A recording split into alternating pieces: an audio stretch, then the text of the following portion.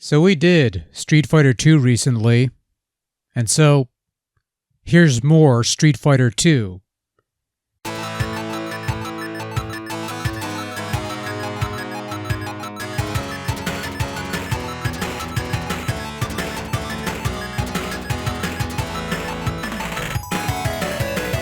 This is Street Fighter 2 Special Champion Edition, released exclusively for the Sega Genesis 16-bit high-definition video game system in 1993 from Capcom.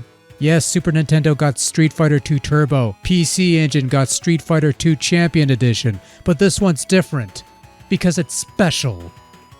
I mean, it has to be, it says so on the tin. And no other console has a special Champion Edition of Street Fighter 2, no siree.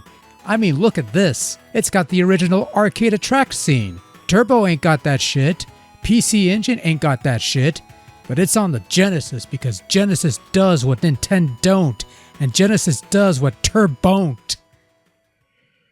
That sounds stupid.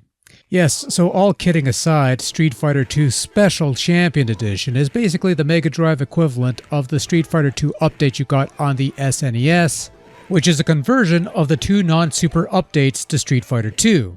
You've got Champion Edition, which brings you playable bosses and mirror matches, and Hyper Fighting, which brings about further gameplay tweaks and extra speed. You could choose to play the game in either format, with Hyper Mode allowing you to toggle your speed settings up to 10 stars, which is the fastest you could go, and is something you couldn't do on the Super Nintendo, except that's a bit of a lie because there's a code in that version that unlocks those extra stars, but here you don't need a code for 10 stars, so if you want to play Street Fighter at ludicrous speed, you could do that right out of the box. Have fun with that. I find that to be unbearable, but that's just me. Now, the Special Champion Edition does offer something unique to this package, and that is a two-player group battle mode in which two players can put together teams of 5 fighters and battle it out elimination style.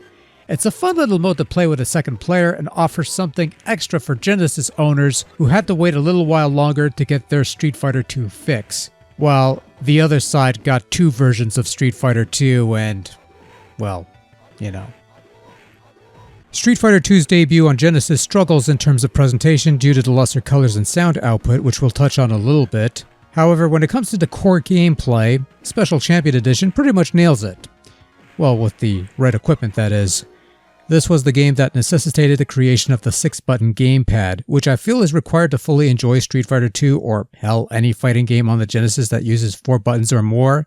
This is still playable with a stock 3 button, but you have to press start to swap between punches and kicks and the whole thing becomes somewhat awkward and cumbersome. Would not recommend under any circumstance.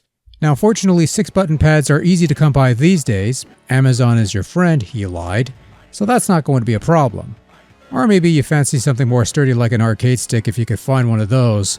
Anything with 6 buttons and this game plays like a dream. Control is slick and responsive, pulling off special moves is a breeze, assuming you know the proper inputs obviously. This version even retains the chain moves that were in the old CPS arcade games but didn't make the cut on SNES apparently, something mostly purists will notice, but in any event, there's little to complain about in terms of control because it's fairly solid for the most part. Other than names and labeling, Special Champion Edition is essentially the Genesis equivalent of Street Fighter 2 Turbo as far as content goes. 2 arcade modes based on 2 versions of the game, a 2-player versus mode, variable speeds for the Hyper Fighting mode. The only new thing here is the group battle that sees 2 players pick teams of up to 5 fighters each and battle it out in elimination rounds. A fun little diversion if nothing else for 2 players. When it comes to the overall presentation, Special Champion Edition is not exactly arcade perfect, not by a long shot anyway, but generally speaking it looks more than fine.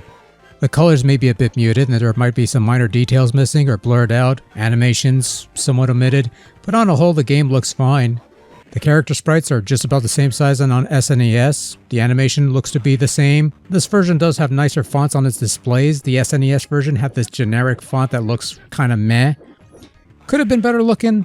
Maybe. There are some betas and ROM hacks that kinda sort of look better, but if this was all you had to go by, it's more than adequate. I have no issues with how this version looks.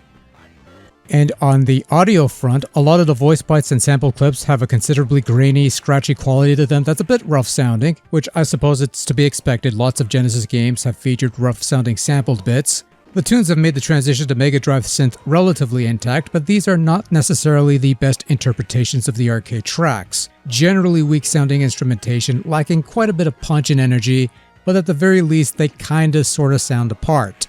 They're not some weird, unrecognizable remix, they've got the tunes right in part, just needed a bit more oomph to hit hard, but there's only so much you could do, I suppose. So yeah, it's kinda hit and miss on the presentational aspect of this port, but Street Fighter II Special Champion Edition excels in the one area where it counts the most, and that's the gameplay. And while it took a while to get there, Genesis was eventually given a worthy port of the classic fighter to be proud of. If nothing else, it feels like a solid port, and honestly, no matter how you slice it, Street Fighter II is still a great fighter after all these years. And we've still got a couple slices to get through this week, so we'll see how those stack up, I guess.